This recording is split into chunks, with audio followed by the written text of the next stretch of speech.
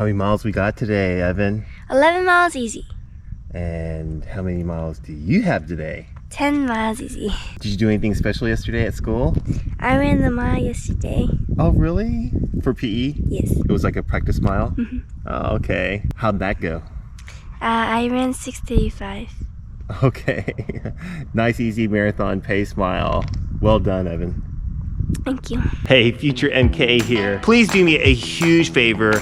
Like this video, help get it out to as many people as possible, and subscribe. If you haven't done so already, it helps out our channel a ton. Thanks so much. We love you.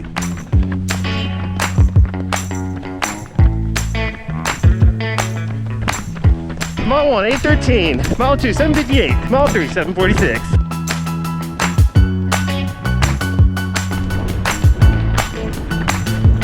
Mile 4, 7:59. Mile 5, 8:14.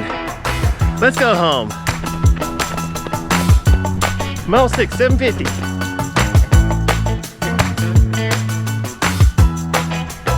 Mile 7, 8:01. All right, that's mile 8. What's wrong, Evan? I have the sniffles. Oh, poor thing. Okay. Well, do you feel a little bit better than before the run? Yes. Awesome. Mile 9, 8:15. Mile 10, 8:14.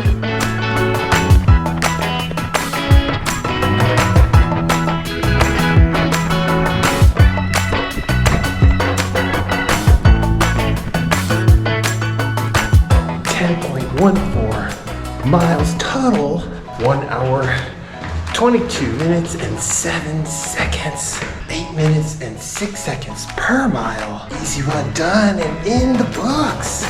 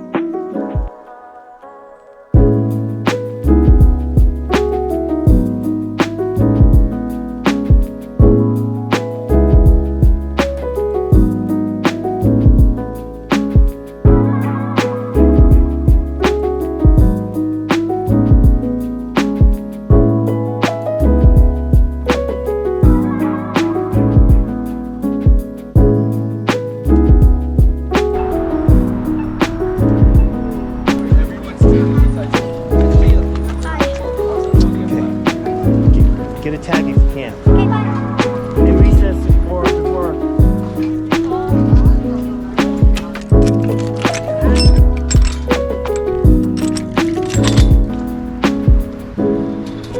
Some crazy people on the road today.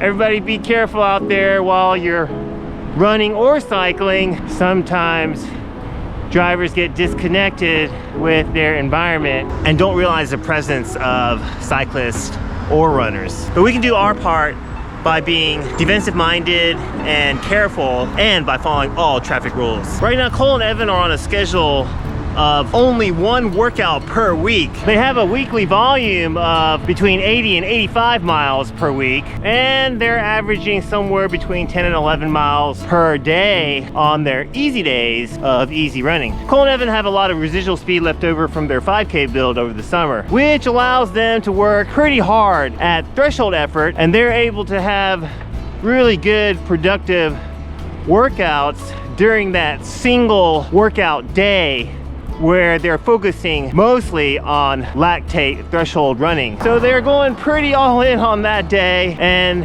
they'll do a pretty complex session of lactate threshold long intervals, as well as some shorter, faster stuff at VO2 max speeds. The shorter intervals are done with enough recovery so that their heart rate remains inside that lactate threshold range. The idea of doing double thresholds is a new trendy idea, but the concept is a tried and true one. And focusing on heavy threshold, especially during the front end of a macro cycle is a very conventional and traditional method of race preparation. So instead of taking an entire day and doing a double threshold workout with rest in between, we are investing in an entire week of lactate threshold running, getting plenty of rest and making sure that our bodies are ready for a very, very tough and long session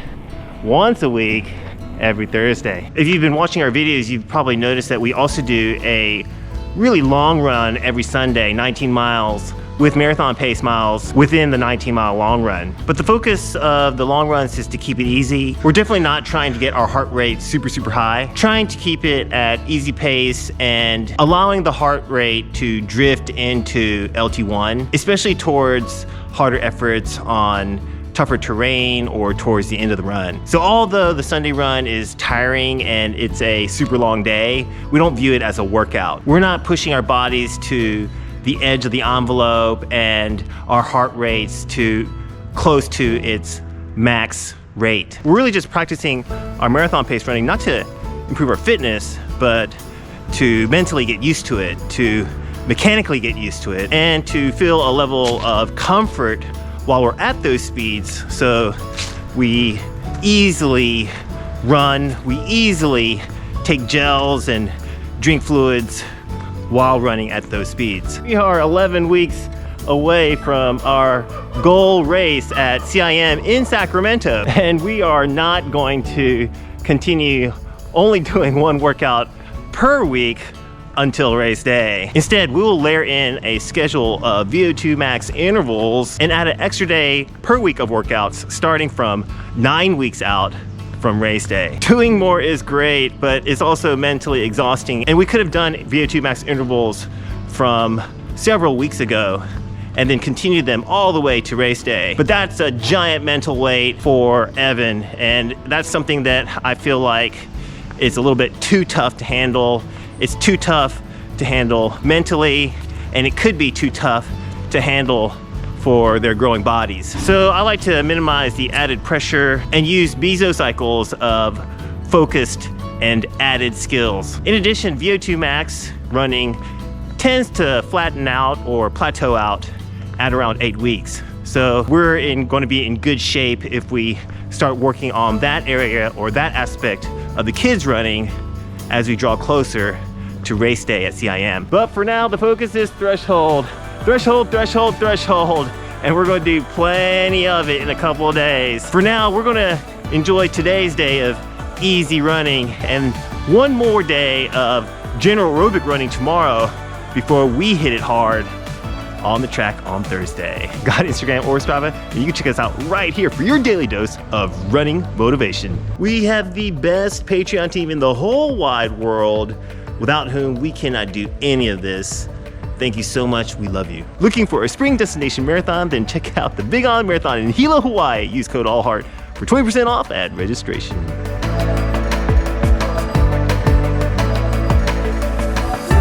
I am hungry. I'm gonna get me something sweet to eat. I hope you have a great day and a meaningful run. We'll see you in the next one. All right, bye now.